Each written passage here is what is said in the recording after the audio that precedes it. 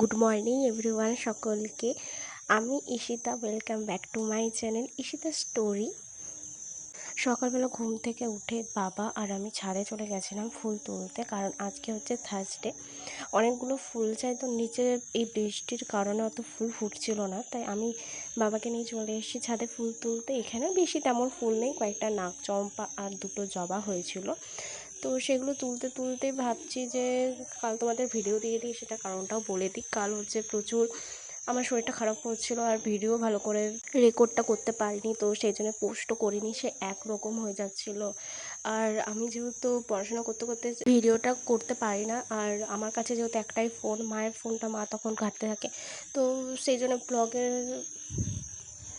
মানে 1 মিনিটের ভিডিওটা সেটা হয়ে যায় 35 সেকেন্ডের বা 40 সেকেন্ডের। তো সেটা তখন অনেক ভিউজও কম আসে। আর আমি যেহেতু অনলাইনে স্টাডি করি, অনলাইনে ক্লাস করতে হয়, তো সারাদিনে যা মানে যতটুকু নেটটা বেঁচে থাকে সেইটাতে আর ভিডিও আপলোড হয় না। আমি যদি একটু বড় ভ্লগ করতে চাই, তো আমি ভাবলাম একটা দিন দেখে, যেদিন আমার কোনো রকম অনলাইনে ক্লাস থাকবে না, সেদিনকে ভেবেছি যে বড় ভ্লগ শেয়ার করব তোমাদের সাথে। তখন বাজছিল সকাল 6টা, আর এরকম পুরো মেঘে ঢেকে গেছিলো। আর ছাদে আসার আরও কারণ হচ্ছে যে এই লাস্ট মান্থে বাবার সাথে আমি গেছিলাম গাছ কিনতে। তো এইসব ভালো ভালো দামি দামি গাছগুলোতে না পুরো একদম জল বসে গেছিলো। যতই নিচে ড্রেনেজ সিস্টেম করি না কেন, তাও তাও জলটা জমে যাচ্ছিলো। তো ভাবলাম যে ঠিক আছে, ওগুলো একটু বার করে নিই জলগুলো। আর আমার এই ছোট্ট পিচকি দুটো অ্যালোভেরা গাছেও জল দুটো জমে গেছিলো। আর এই দুটো গাছ হচ্ছে আমার রেন লিলি গাছ, যেটা নিচে অনেক সুন্দর করে হয়েছিল। আমি আর মা বাহাদুরি করে তুলতে গিয়ে দেখো একটা মাত্র বেঁচে আছে, আর এটা তো পুরো পচেই গেছে। দুটোতে বসিয়েছিলাম, তার মধ্যে দুটো বেঁচে আছে আর একটা পচে গেছে।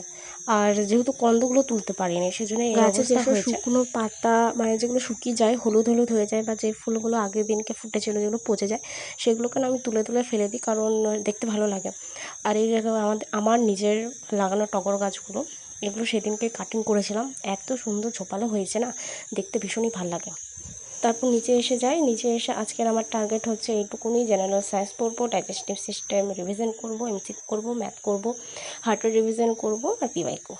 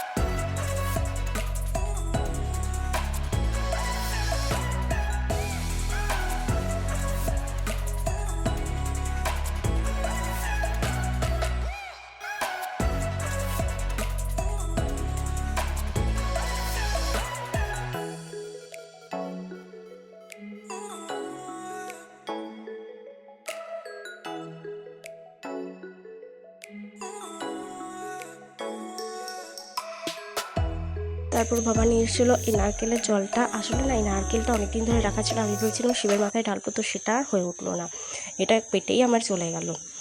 আর আজকের মতন আমার যতটুকু সকালের টার্গেট ছিল সেগুলো কমপ্লিট হয়ে গেল। শুধু ম্যাথটা আমি করিনি, কারণ অনেক টাইম লাগতো, আর মায়ের সাথে একটু বেরোবার ছিল সকালবেলা। তো যতটুকু করতে পেরেছি ততটুকুই। আবার সন্ধ্যাবেলা আলাদা জায়গায় আলাদা রিভিশন শুরু হবে। আর আজকে ব্রেকফাস্টে খেয়েছিলাম জিলিপিটা আর কাকের আর অল্প চিড়ে ভাজা। এই যে আমি আজকে এই ড্রেসটা পরে যাব, এই কুর্তিটা, এই লেগাসটা, আমি রেডি হয়ে গেছি বেরোবো বলে। আর বাইরে না বৃষ্টি পড়ছিল না, যদি বৃষ্টি পড়তো তো আমাদের মানে আমাকে আর মাকে দুজনকে হেঁটে হেঁটে যেতে হতো। তো তাও যদি আসার সময় বৃষ্টি পড়ে, সেজন্য দুটো ছাতা নিয়ে নিলাম।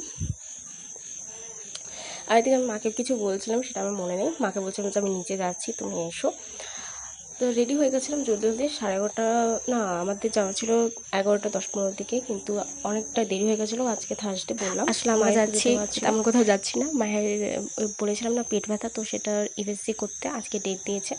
ইউএসজির আগের দিনকেও করানো হয়নি, কারণ মা খাবার খেয়ে নিয়েছিল ভুল করে। তো ইউএসজি করতে যাচ্ছি, আমাকেও যেতে হচ্ছে মায়ের সাথে, কারণ বাবা কোনো বেশিক্ষণ থাকতে পারবে না, অফিস আছে বলে।